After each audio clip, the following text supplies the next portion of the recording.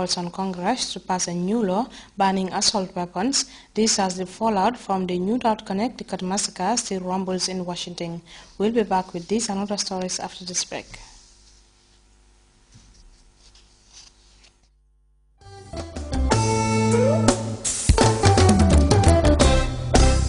The NOEC Staff Association, under the Chief Guest of Honor, His Excellency the President of the Republic of the Gambia, Sheikh Professor Alhaji Dr. Yaya AJJ Jammeh, is staging its third annual gala dinner and dance in association with the international superstar Asanjai of Senegal, Jaliba Kouyaté and Abu and Fafa. This program is in support of His Excellency's drive to turn the Gambia into a city-state by providing all basic and essential services such as electricity and water to the Gambian populace irrespective of where they live. The gala dinner is slated for the 25th of January 2013 at the Senegambia Beach Hotel. Tables are as follows: Platinum $60,000 Diamond $50,000 Gold $40,000 and Silver $35,000 Each table comes with 10 gala dinner tickets and cash power raffle tickets. Individual tickets $1,500 January 25th, that is the dance at the Paradise Suites Hotel, Penchami Hall.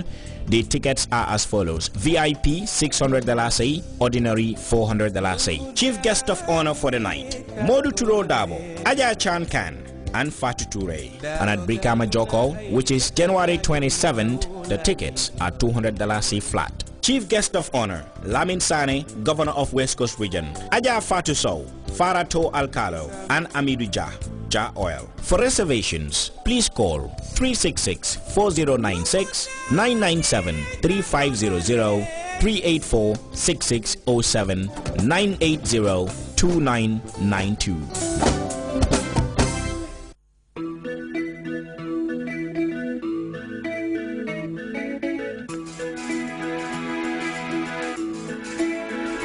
Please join us on a journey inside Trust Bank every Tuesday from 7 to 7:30 p.m. where we hope to give you a unique insight into what we do, why we do it, and how it benefits you.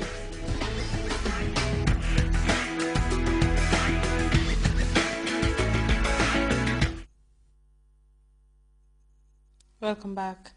The interim president of Mali, Dionkunda Traoré, has commended the 3,300 West African troops who joined 1,400 French soldiers in Mali to flush out the Ansaruddin rebellion. As we hear in the CFI report, the Islamists appear to be more resilient and better armed than previously thought. Meanwhile, ECOWAS chairman Alassane Ouattara has traveled to Germany to drum up more support from other European countries.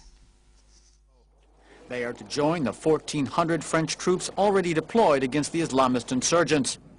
President Traoré expressed his gratitude to the troops and said that their contribution was crucial in the campaign to win back the north.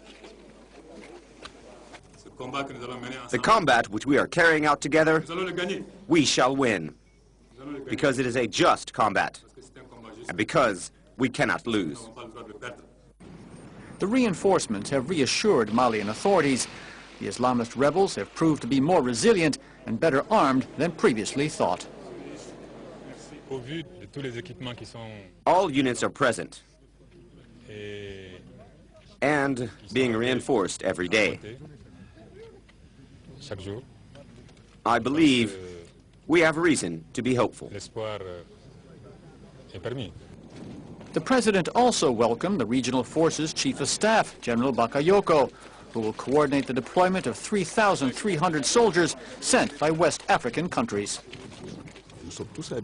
We're used to this. We're ready for them.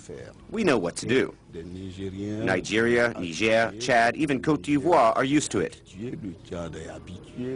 It's a question of training and of carrying out the operation. That's all. While France sends further reinforcements, Alassane Ouattara, the Ivorian president and chairman of ECOWAS, is in Germany in an effort to drum up support from other European countries. I hope that all Europeans support this mission, for we Africans support it, inasmuch as it aims to stop the terrorists from advancing towards southern Mali. EU ministers called an extraordinary meeting on Thursday. Brussels has approved a move to provide training to the Malian army. Military advisors are expected to arrive in Bamako as of mid-February. Senegalese President Macky Sall has warned against the infiltration of Islamists who masquerade behind the Islamic faith, saying a handful of extremists should not hold a vast majority to ransom. The Senegalese leader's address points to the spillover effect of the scenario in Mali, and after Senegal contributed a battalion of 500 soldiers to the troops in Mali. At a ceremony in a theatre in Dakar, the President of Senegal, Macky Sall, made an address to the nation. Senegal is contributing a battalion of 500 soldiers to the conflict in Mali, and the President warned of the threat of Islamists. We must remain vigilant in our towns and villages because there are infiltrations in the name of Islam. We are seeing the arrival of foreign preachers. They must be denounced. The authorities must be informed so that coercive measures can be taken immediately. The President of Senegal insisted that the Muslim religion should not be confiscated by a small number of extremists. Senegalese imams also oppose Islamist actions in Mali. We really regret what is going on in Mali, and we don't want this for Malians. We also fear that it will spread to Senegal. We regret this situation. The crisis in Mali is a key topic in Senegal. The Senegalese, just like Mali's other neighbors, are all too aware that they will be directly affected by events in Mali. The Senegalese realize that they run a risk of the kind of attack that took place in Algeria. All the news services within ECOWAS must share news and information. We must also share a global strategy for the safeguard of our states and security of our borders. And from this viewpoint, we also need support from the international community. Little by little, the Islamists are bringing West African countries into a conflict that they try to avoid. But if West African countries are to stop Islamist attacks, they have to take action. U.S. President Barack Obama faces a pushback on his plan to reduce gun violence. Barack Obama laid out his proposals on Wednesday, which came in the aftermath of last month's mass shooting in Newtown, Connecticut. Obama signed 23 executive actions, which among others stiffen existing background checks on gun buyers and support school safety. He also called on Congress to pass a new law banning assault weapons and restrict high-capacity magazine rounds. But getting Congress to do will be more than difficult. Shannon's Danabas examines the battle ahead. President Obama knows the fate of his new gun control agenda depends on the other end of Pennsylvania Avenue.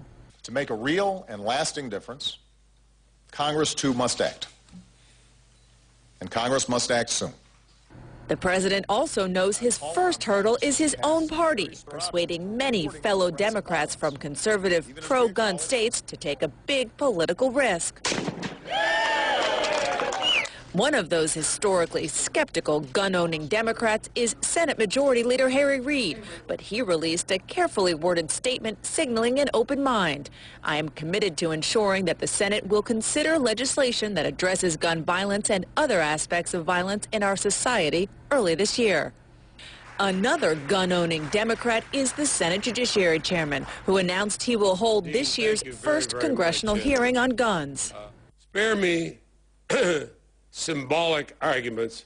Let's have a constructive discussion about how better to protect our communities from mass shootings or respecting the fundamental rights guaranteed by our Supreme Court. Democratic leadership sources tell CNN the president's proposals to renew the assault weapons ban and magazines with more than 10 rounds are unlikely to go anywhere. Sources say the only measure with much of a chance is universal background checks. It was no accident the president mentioned it first. As many as 40% of all gun purchases are conducted without a background check. That's not safe. That's not smart. Although Democratic aides caution discussions are just beginning, background check legislation would likely give states financial incentives to report mental health records to a federal database. Currently, only 19 states comply. And make it a prosecutable crime to sell a gun privately without a background check. The president is galvanizing Americans to pressure lawmakers. Ask your member of Congress if they support universal